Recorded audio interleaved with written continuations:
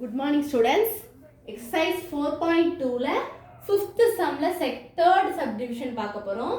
Cos inverse of cos pi by 7 cos pi by 17 minus sin pi by 7 sin pi by 17. இதுதான் question. உங்களுக்கு easy formula மட்டும் தெரிஞ்சாலே போதும், ஈஸியா அந்த சம்ம சால்வ் பண்ணலாம்.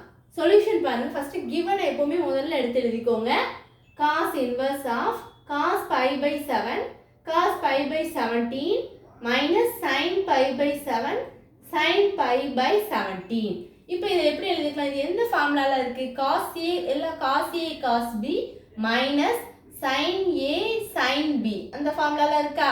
அப்ப என்ன எழுதணும்? cos of a plus b அந்த ஃபார்மட்ல இருக்கு. அப்ப அதே மாதிரி பாருங்க, இங்க a இருக்க இடத்துல pi by 7 இருக்கு, b இருக்க இடத்துல pi by 17 இருக்கு, இங்க a இருக்க இடத்துல pi by 7 b இருக்க இடத்துல pi by 17 அப்படி இருக்கு. அப்ப நம்ம அதுக்கு பதிலா cos of a plus b ன்னு இந்த ஃபார்மட்டுக்கு இத கொண்டு வரலாமா? அப்ப எழுதும்போது எப்படி எழுதணும்? cos inverse of cos a plus b னா இது a இது b, அப்ப pi by 7 plus pi by 17 அப்படி எழுதிக்கணும். நெக்ஸ்ட் ஸ்டெப்ல பாருங்க, cos inverse of இது பாருங்க, இது வந்து நம்ம இங்க pi by 7 இருக்கு, இங்க pi by 17 இருக்கு. சேம் நம்பரா இருந்தா நம்ம ஆட் பண்ணி இத காமனா போட்டுட்டு மேல உள்ளத மட்டும் ஆட் பண்ணி எழுதலாம். ஆனா இங்க டிஃபரண்ட் நம்பரா இருக்கு. அப்ப என்ன பண்ண? கிராஸ் மல்டிப்ளை பண்ணலாமா? pi into 17 என்ன வரும்? 17 pi.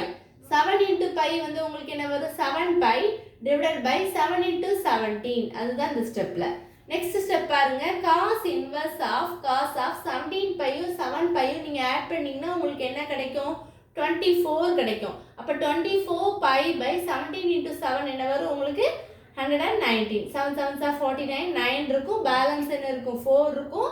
1 into 7 is 7, 7 into 4 என்ன வரும்? 7 கூட நீங்க 4 ஆட் பண்ணா உங்களுக்கு என்ன கிடைக்கும்?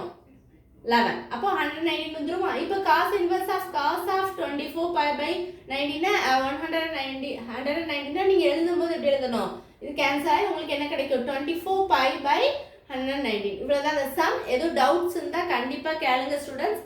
ரொம்ப ஈஸி. இந்த ஒரு ஃபார்முலா தெரிஞ்சாலே இந்த சம்ம ஈஸியா நீங்க சால்வ் பண்ணலாம். cos a cos b minus sin a sin b equal to cos of a plus b. இந்த ஃபார்முலா கண்டிப்பா நீங்க எழுதிருக்கணும். இது எழுத ஈஸியா. இதுல a என்ன இருக்கு, b என்ன இருக்குன்னு பாருங்க. அப்ப cos a plus b தான். அப்ப ரெண்டையும் ஆட் பண்ணி கீழ உள்ளத மல்டிப்ளை பண்ணி போட்டீங்கன்னா ஆன்சர் என்ன வந்துரும்? ஈஸியா வந்துரும். ஏதோ டவுட்ஸ் இருந்தா கண்டிப்பா கேளுங்க ஸ்டூடண்ட்ஸ். Thank you.